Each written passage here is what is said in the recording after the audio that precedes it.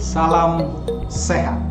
Baik, selama masa COVID-19 dan new normal, kita orang tua dihadapkan dengan situasi yang baru, dengan kondisi dan keadaan yang serba baru, melelahkan, menjenuhkan, membosankan.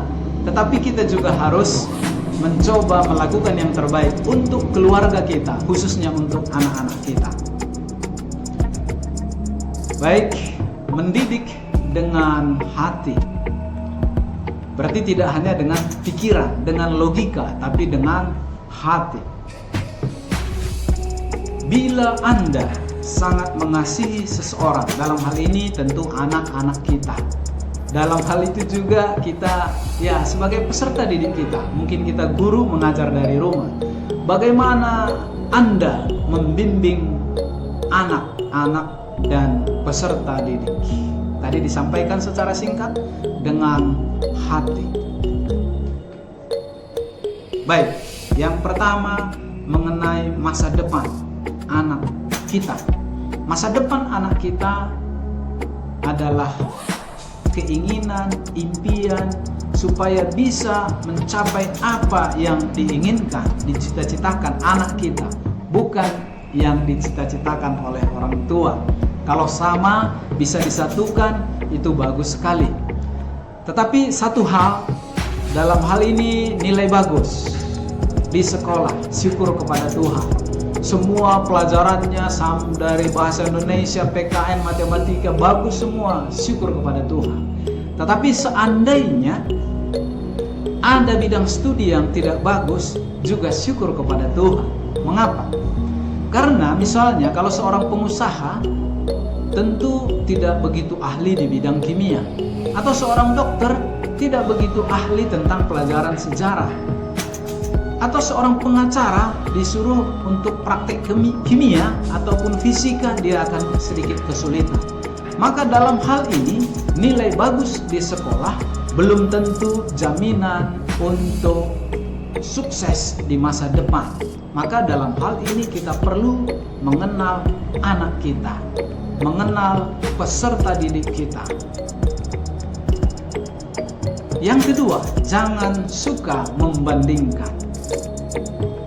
Kenapa jangan suka membandingkan? Secara tak sadar mungkin orang tua kita dulu kita dibandingkan dengan orang lain, dan kita bisa ingat bahwa dengan membandingkan kita bukan jadi lebih baik, tapi kita justru jadi ingin melawan, justru kita ingin memberontak, justru bahkan orang yang dibandingkan itu, orang lain itu, bahkan itu kita anggap orang yang kita benci. Maka tidak baik, apalagi sering melakukannya. Maka kita juga tahu bahwa Tuhan menciptakan kita memiliki karakteristik, memiliki khas masing-masing kita. Memang kalau ada yang salah, katakan yang salah, tetapi tidak mengatakan anak si anu itu baik, dia pintar. Kalau anak itu bisa menjawab, wah saya juga tidak ingin menjadi anak seperti orang tua seperti kamu, maka kita akan terpojok ya. Dan anak itu adalah titipan Tuhan yang kita harus terima positif dan negatifnya, kelebihan dan kekurangannya. Maka jangan suka membanding-bandingkan. Oke. Yang berikutnya, ketiga, jika kamu maka akan. Wah, ini sebuah ancaman ya. Tidak ada orang yang suka ancaman-ancaman ya. Jika kamu melakukan ini, kamu dapat ini. Jika kamu ini, maka inilah akibatnya.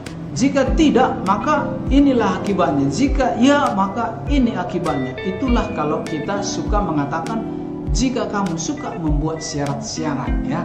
Maka dalam hal ini kita sebagai orang tua ataupun sebagai guru hendaknya mampu mendengarkan anak kita. Sebab dengan mendengarkan, kita tahu pergumulan anak kita. Kita tahu apa masalahnya. Dia mau bercerita dengan kita. Jangan sampai anak kita bercerita kepada orang yang salah. Jangan sampai anak kita percaya kepada pihak ketiga kita sebagai orang tuanya lah yang bisa menuntunnya. Kita sebagai orang tuanya lah yang tidak mungkin memberikan jalan yang salah. Maka kita harus mampu mendengarkan mereka. Mendengarkan itu artinya menghargai, artinya menyembuhkan mungkin ada luka batinnya. Mendengarkan itu artinya kita menghormati dia.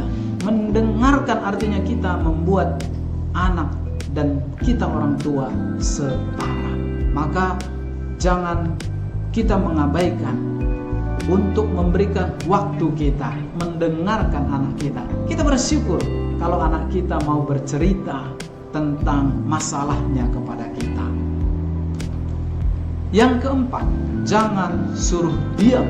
Ya, kita tahu anak ya, kita beri makan, ada energi, ada power di dalamnya. Dan seperti gambar ilustrasi ini, kelihatannya tenang. Anak-anak juga barangkali kalau di rumah, kalau kita lihat dia diam, kita senang. Kita bisa berpikir, kita bisa melakukan banyak pekerjaan ini dan itu. Tetapi jangan salah Bapak Ibu, saudara-saudari terkasih. Seperti gambar ilustrasi ini ya, anak itu diam itu bukan berarti baik segalanya, berjalan dengan baik semua ya. Maka jangan suruh anak itu diam.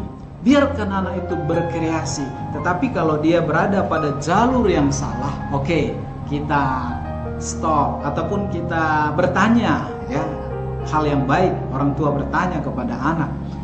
Dan kelihatannya itu bisa berbeda dengan apa yang menjadi kenyataannya.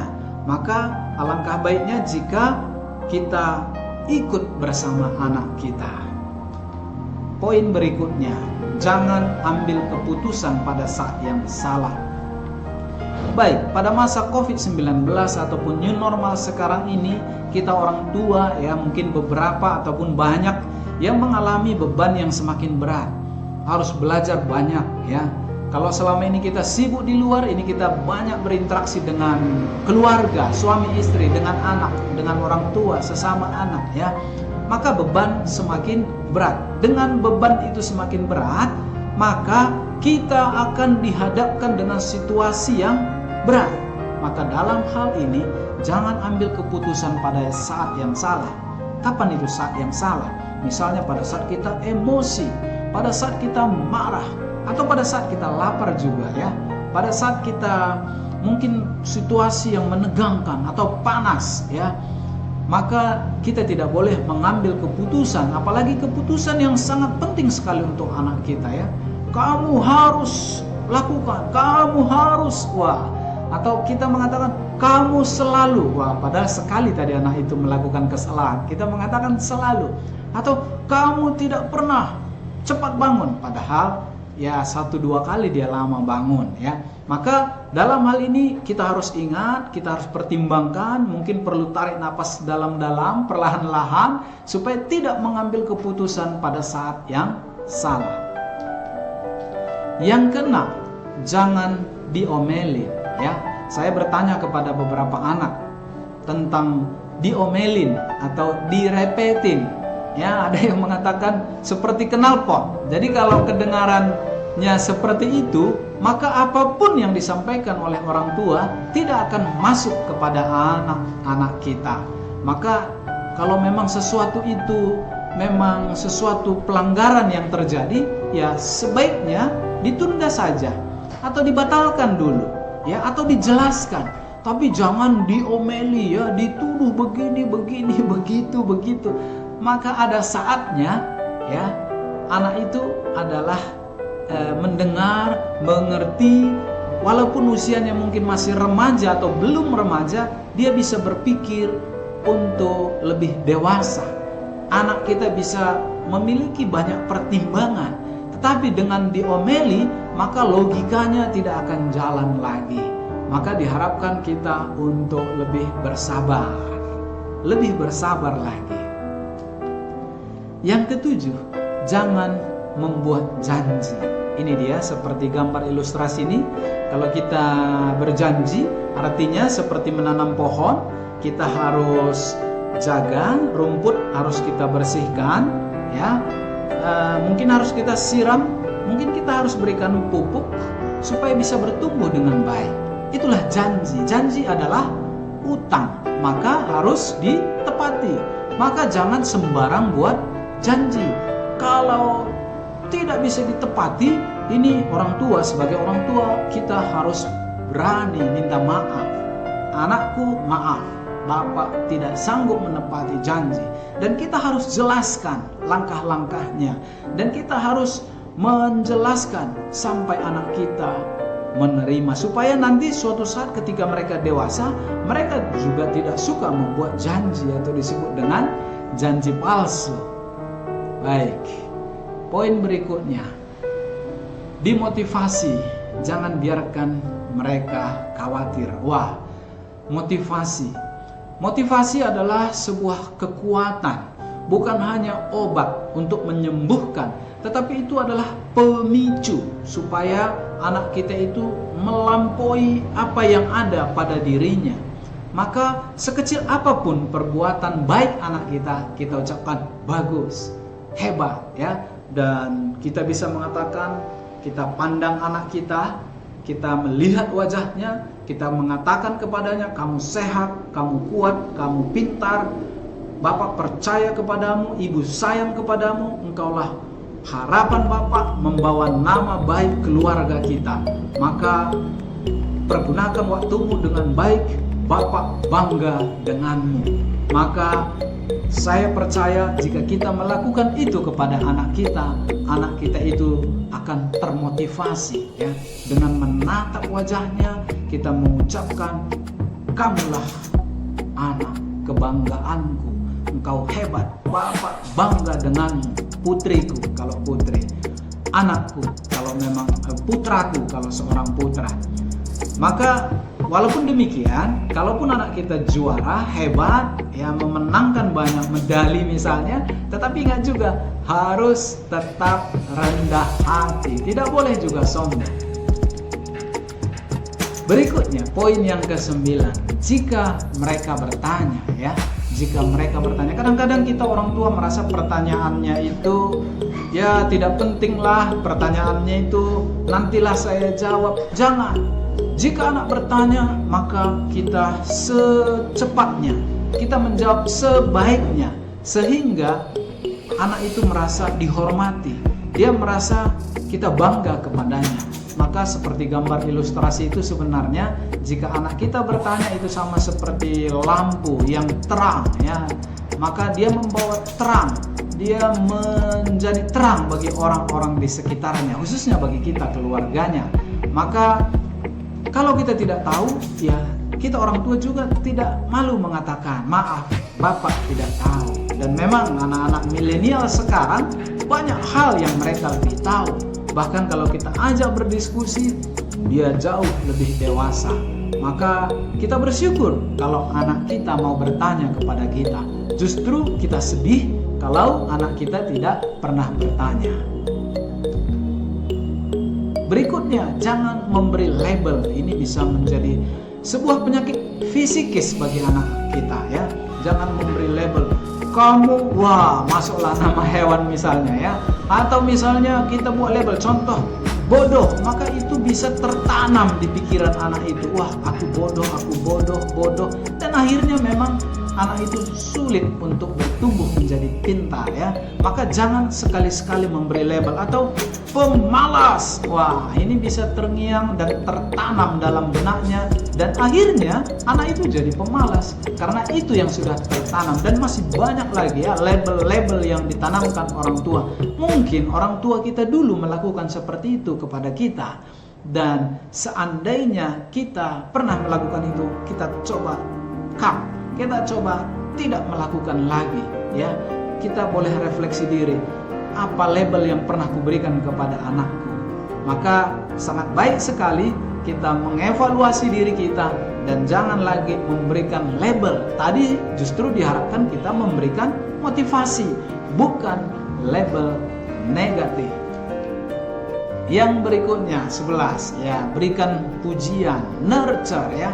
Nurture artinya di sini kita merawat anak kita, kita menjaga, kita menjadi pelindungnya, kita menjadi yang mengayomi, kita menjadi gurunya, kita menjadi motornya juga, maka kita harus menjaganya. Dan anak kita harus tahu itu, bahwa kita peduli kepada dia, ya.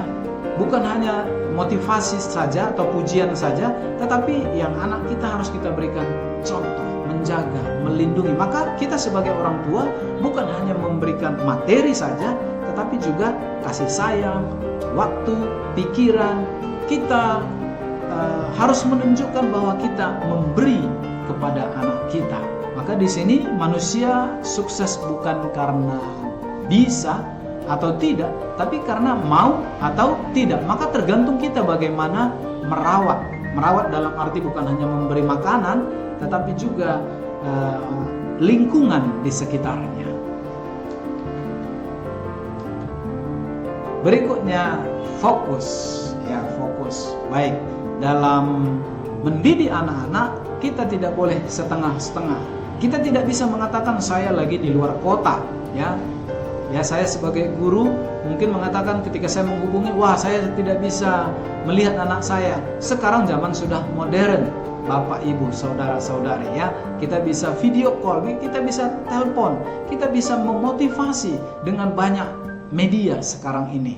Mungkin dengan WA, mungkin dengan gambar, mungkin dengan kata-kata pujian, ya. Kamu hebat dengan WA.